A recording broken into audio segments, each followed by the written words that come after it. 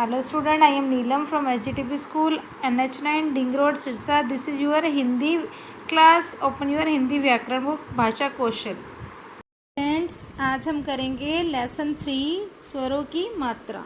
स्वरों की मात्रा जैसे हमने पिछले चैप्टर में पढ़ा था स्वर और व्यंजन, और देखा था कि व्यंजन स्वरों के मेल से बोले जाते हैं. ठीक है. अब देखो यहाँ एक ये क्या बनी हुई है, कोयल बनी हुई है. इसको कैसे लिखेंगे, क प्लस ओ प्लस य प्लस अ प्लस ल प्लस अ, कोयल. देखो अब ये ऐसे लिखे, हम इसको ऐसे तो नहीं लिखते ना, ऐसे लिखेंगे ना. तो इसमें देखो हम बोलते हैं को क प्लस ओ. अब ये क क्या है, व्यंजन के साथ क्या आ गया, स्वर आ गया. लेकिन हम इसको ओ तो नहीं लिख रहे, इसकी क्या लिख रहे हैं, इसकी जगह ये मात्रा लिख रहे हैं. ओ की ध्वनि के लिए हम क्या लिखते हैं, ये मात्रा लिखते हैं. ठीक है. अब ये मात्रा क्या है, स्वर, स्वर के बदला रूप. स्वर का बदला हुआ रूप है ना, स्वर का बदला हुआ रूप जो व्यंजन के साथ प्रयोग किया जाता है उसे मात्रा कहते हैं. इस बदले हुए रूप को मात्रा कहते हैं. देखो इसकी डेफिनेशन, व्यंजन के साथ स्वर के मिलने पर उसका रूप बदल जाता है. अब व्यंजन के साथ मिला था ना, क के साथ ओ मिला था, तो उसका क्या हो गया था, रूप बदल गया था ना ओ का. इस बदले हुए रूप को मात्रा कहते हैं. क्या कहते हैं, मात्रा. सभी स्वरों की अपनी अपनी मात्रा होती है. जैसे अ की कोई मात्रा नहीं है, आ ये मात्रा, ई उ ऊ,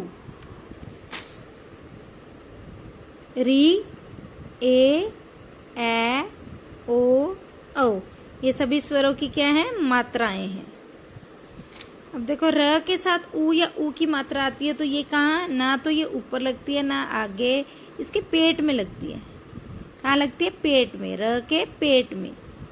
अब देखो रू, छोटा ऊ है ना, पुरुष, रुपया, रुई. और बड़े ऊ की देखो कैसे लगती है, ये ऐसे, रूट, रूप, अमरूद. Okay student. नेक्स्ट देखो री की मात्रा. री की मात्रा हमेशा व्यंजन के नीचे लगती है, पैर में. क्री, कृष्ण, कृषक. ओके. आगे देखो अनुस्वर और अनुनासिक. अनुस्वर क्या होता है, बिंदु, और अनुनासिक चांद बिंदु. चांद बिंदु और बिंदु क्या पे लगते हैं, हमेशा ऊपर लगते हैं. देखो अंगूर, आंख, बांस. ठीक है. हिंदी में र का प्रयोग अलग अलग तरह से किया जाता है. देखो जैसे अब र, इस र का रूप मटर आ गया ना, ये वाला र. अब ऊपर वाले र का, इसका करम. आगे देखो ये वाला र के क्रम, ये ड्रम. Okay student. अब ये थी मात्राएं. अब हम पढ़ेंगे शब्द. क्या पढ़ेंगे, शब्द. नीचे देखो कुछ चित्र दिए हैं. अब किताब, ये लिखा भी हुआ है किताब. ये बरगद, ये घोड़ा, ये कमल लिखा हुआ है ना. अब देखो इन वर्णों का क्रम बदल दें हम तो, ये देखो किताब को क्या बन गया, ब ताकी. बरगद को रगदब. अब यहाँ देखो डागो, घोड़ों को डागो, लमक. अब देखो इनको हम जब किताब पढ़ा था तो हमारे माइंड में, हमारे दिमाग में किताब की पिक्चर आ गई थी ना. बरगद का पेड़ पड़ा, बरगद की आ गई. घोड़ा पड़ा, घोड़े की आ गई. लेकिन ये वर्ड पढ़ के कुछ आपके माइंड में पिक्चर आ रही है, नहीं आती ना. क्योंकि इसका कोई अर्थ ही नहीं है. जब इनका कोई अर्थ नहीं है तो इस तरह स्पष्ट है कि ध्वनियों या वर्णों के मेल से शब्द बनते हैं, लेकिन किसी भी वर्ण को किसी भी वर्ण से मिला देने से शब्द नहीं बनते. कोई भी दो शब्द मिलके, वर्ण मिलके शब्द नहीं बनाते, लेकिन उनका कुछ ना कुछ अर्थ होता है.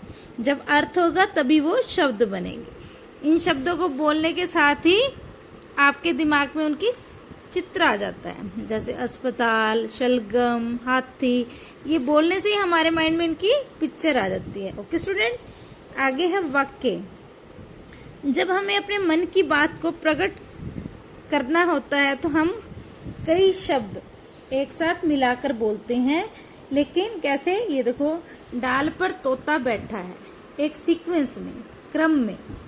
ठीक है. अब इसका मतलब हमें समझ आ रहा है भी डाल पे तोता बैठा है. लेकिन अगर इसको हम उल्ट कर दे, तोता पर बैठा डाल है, तो कोई अर्थ नहीं स्पष्ट हो रहा ना.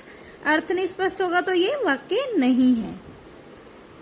इनको पढ़ने से अर्थ पूरी तरह स्पष्ट नहीं होता। इस तरह सार्थक वाक्य बनाने के लिए शब्दों का सही जगह रखना जरूरी है। दो या दो से अधिक सार्थक शब्दों के मेल को वाक्य कहते हैं। सार्थक शब्द जिनका कोई अर्थ हो।